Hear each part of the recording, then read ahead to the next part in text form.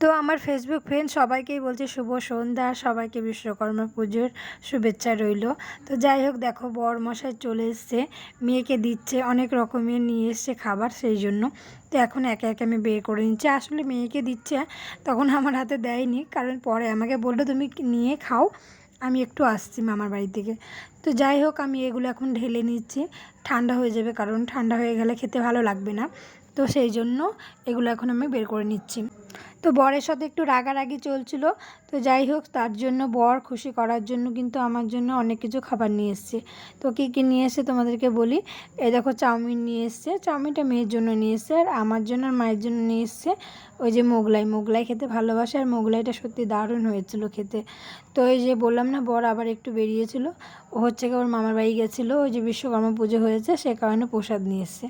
তো এই দেখো খিচুড়ি প্রসাদ নিয়ে এসে, সেটাও আমি একটু বের করে নিলাম, খেতে কীরকম টেস্ট হয়েছে সেটাই। আর ওই দেখো পাঁচ তরকারি ছিল। তো এত কিছু খাবার খাওয়ার পরে না আর কিছু রাতে কিছু খেতেই পারবো না। তো যাই হোক, সবাই মিলে এই যে গল্প করতে করতে খেয়ে নিচ্ছিলাম, এই যে লাস্টবেলা প্রসাদ।